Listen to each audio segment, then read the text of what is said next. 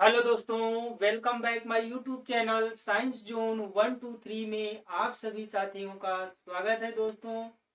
तो दोस्तों आज हम बात करेंगे अपवर्तन की, जो आपकी कक्षा 10 का एक चैप्टर है। उसमें हमें अपवर्तन पढ़ना है दोस्तों। तो आज हम अपवर्तन को जानेंगे कि अपवर्तन किसे कहते हैं। तो आइए दोस्तों जानते हैं अपवर्तन।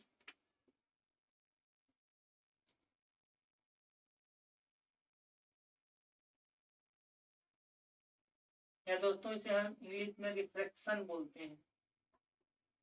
ठीक है दोस्तों।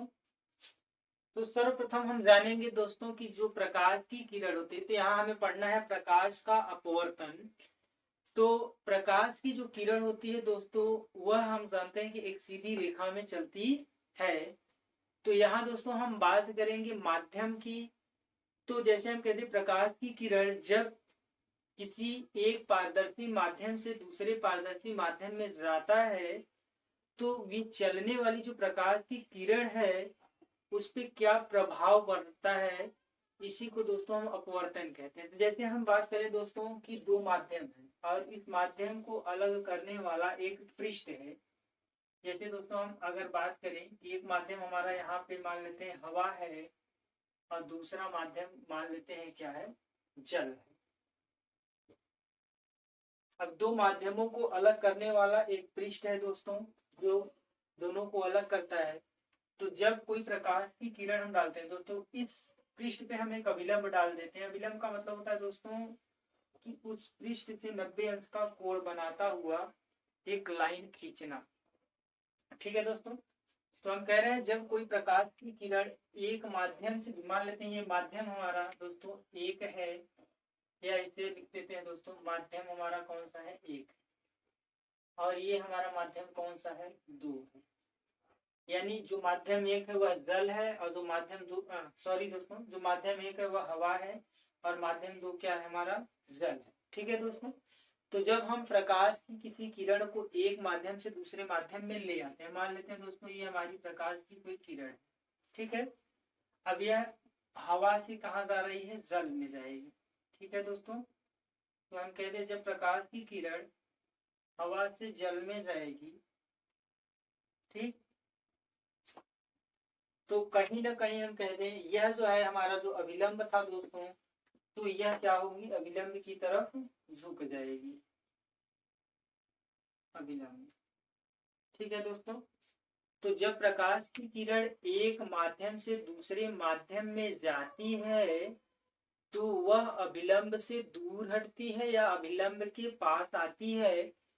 तो हम कहते हैं दोस्तों जो प्रकाश जो किरण है उसके मार्ग में हमको क्या देखने को मिलता है, परिवर्तन देखने को मिलता है। तो उसी परिवर्तन की घटना को हम क्या बोलते हैं दोस्तों, अपवर्तन बोलते हैं। या दोस्तों हम परिभाषा में ऐसे भी बोल सकते हैं कि जब कोई प्रकाश की किरण एक माध्यम से दूसरे माध्यम में जाती है तो वह अपने मार्ग से विचलित हो जाती है।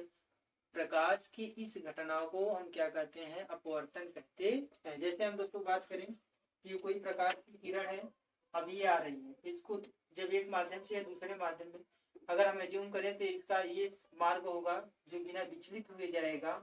लेकिन हम देख रहे हैं कि ये प्रकाश की किरण आई और जब दूसरे माध्यम में पहुंची तो वह किधर की तरफ झुक गई, इस अभिलंब की तरफ झुक गई। तो इससे हमें क्या पता चल रहा है दोस्तों, इस बात से हमें ये पता चलता है कि जब कोई प्रकाश की किरण, अब ये माध्यम क्या है दोस्तों, हमारा विरल है। कैसा है, विरल। और ये हमारा माध्यम क्या है दोस्तों, सघन है।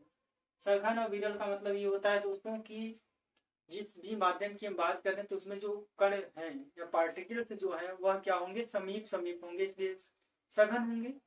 और विरल का मतलब ये था कि जिसके पार्टिकल उस माध्यम में हम कहें दूर दूर हों अगले के कंपैरिजन में। तो ये हो जाएगा हमारा विरल। हवा विरल है किसकी तुलना में, जल की तुलना में। तो दोस्तों जब विरल से कोई प्रकाश की किरण सघन में जाती है तो वह अभिलंब की तरफ झुक जाती है। तो इसे हम क्या कहते हैं दोस्तों, अपवर्तन, प्रकाश का अपवर्तन। अब दोस्तों जरूरी है कि हमेशा ये अभिलंब की तरफ झुके, झुक भी सकती है और दूर भी जा सकती है। जैसे दोस्तों हम इसकी बात करें, मान लीजिए कि एक प्रकाश की किरण आई कुछ इस तरीके से, ठीक है। अब ये जो है हम कह दें कि अविलंब की तरफ झुका नहीं है दोस्तों, ये क्या हुआ, अविलंब से दूर हट गया, ये वाला अविलंब है। तो यहाँ दोस्तों अगर हम देखेंगे कि ये जो मार्ग था प्रकाश की किरण का, ये मार्ग था, लेकिन ये वाला किसका है, अविलंब से दूर जा रहा है। यहाँ प्रकाश की किरण आपतित हो रही है इस पृष्ठ पे। तो इससे ये पता चलता है दोस्तों कि ये माध्यम हमारा कैसा रहा होगा, सघन रहा होगा, और ये माध्यम कैसा रहा होगा, विरल रहा होगा। ठीक है।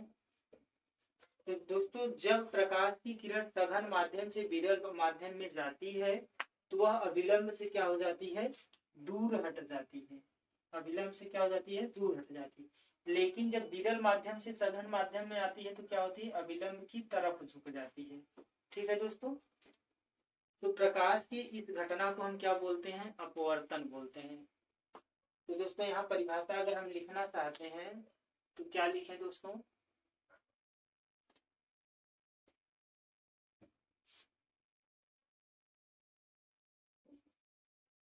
जब प्रकाश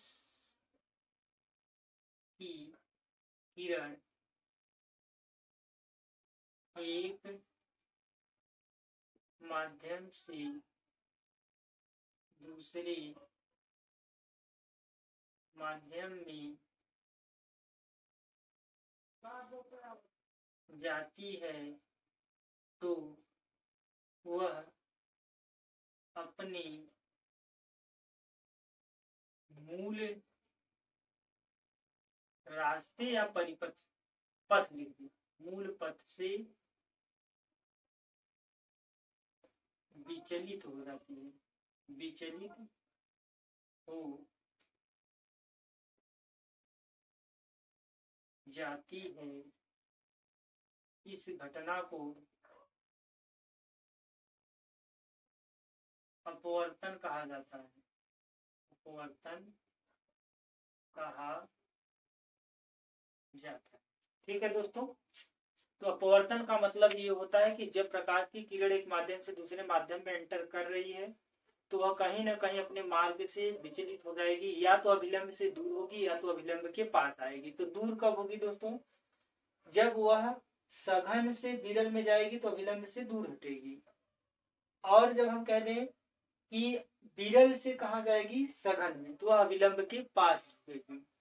यानी सघन से विरल में जाएगी तो अभिलंब के पास होगी, और विरल से सॉरी दोस्तों, सघन से विरल में जाएगी तो अभिलंब से दूर हटेगी। ठीक है दोस्तों। इस घटना को हम क्या कह रहे हैं, प्रकाश का अपवर्तन कह रहे हैं। ठीक है। अब दोस्तों अगर आप इसका स्क्रीनशॉट लेना चाहते हैं तो ले लीजिए, थोड़ा और आगे बात करेंगे दोस्तों। आइए दोस्तों।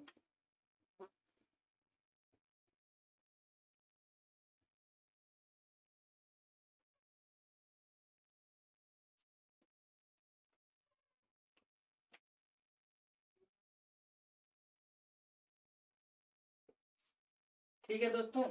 आप देखिए हम क्या करते हैं, ये इस किरण को जो पृष्ठ पे गिर रही है, इस किरण को हम क्या बोलते हैं, आपतित किरण। क्या बोलते हैं, आपतित किरण, या इसे दोस्तों इंग्लिश में बोला जाता है इंसिडेंट रे, इंसिडेंट रे। यानी जो पृष्ठ के ऊपर गिरने वाली किरण उसे हम क्या कहते हैं, आपतित किरण। ठीक है दोस्तों। तो ये क्या हो जाएगा दोस्तों, इसको हम बोल सकते हैं अपवर्तित किरण, अपवर्तित किरण। ठीक है दोस्तों। एक तो हुआ आपतित किरण, दूसरा क्या हुआ, अपवर्तित किरण। ठीक।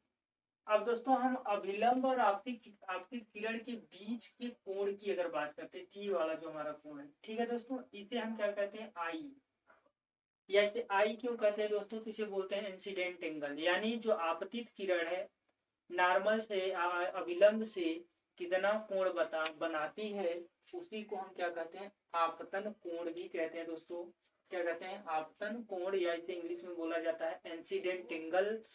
इसलिए इसे हम दोस्तों आई से प्रदर्शित करते हैं। ठीक है। तो ये हमारा हो जाएगा दोस्तों क्या, आपतन कोण, आपतन कोण।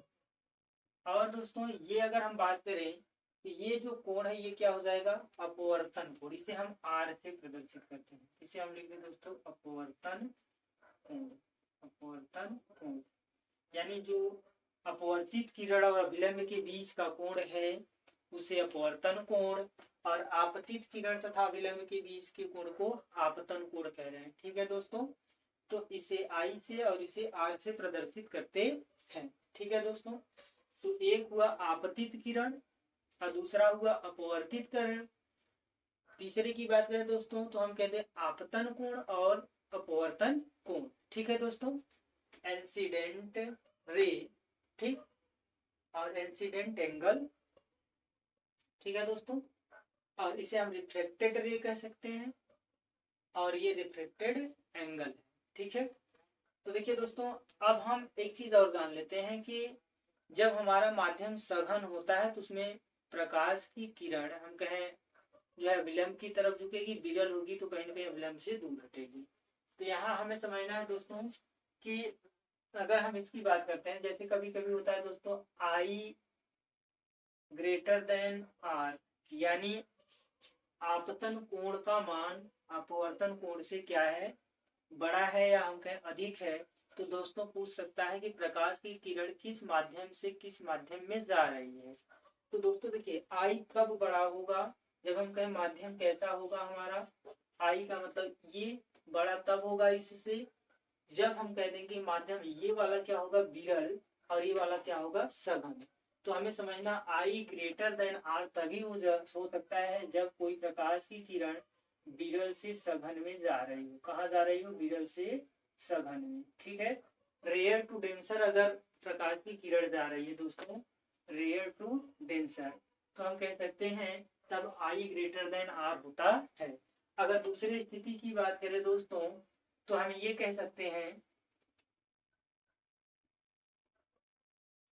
कि आई लेस देन आर, या हम कहें दोस्तों आपतन कोण का मान अपवर्तन कोण से कम होगा। तो उस स्थिति में क्या होगा, प्रकाश की किरण कहां से कहां जा रही होगी।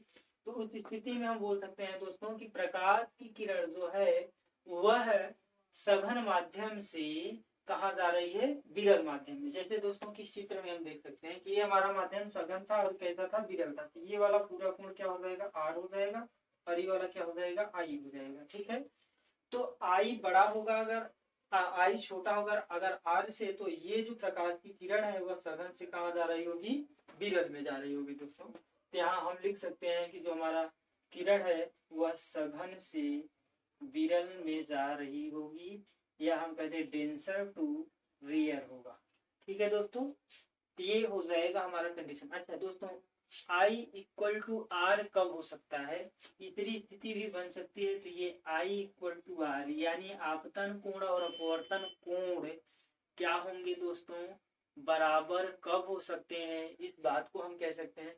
तो दोस्तों देखिए, जब कोई प्रकाश की किरण सीधे अभिलंब से निकले तो बिना विचलित हुए वह निकल जाती है या चली जाती है। ठीक है, तो उस स्थिति में जितना आई होता है उतना ही आर होता है। तो क्या हम कह दें कि आपतन कोण और अपवर्तन कोण का मान बराबर होगा, और वह इस स्थिति में हो सकता है जब प्रकाश की किरण अभिलंब से गुजरेगी। ठीक है दोस्तों, तो आप इसका स्क्रीनशॉट लेना चाहते हैं तो ले लीजिए दोस्तों। और यहीं पे हमारा वीडियो आज समाप्त होता है। अगर आपको अपवर्तन दोस्तों समझ में आया है तो आप हमारे चैनल को लाइक करें और इसे सब्सक्राइब करें तथा इसे दोस्तों में शेयर करें। धन्यवाद दोस्तों।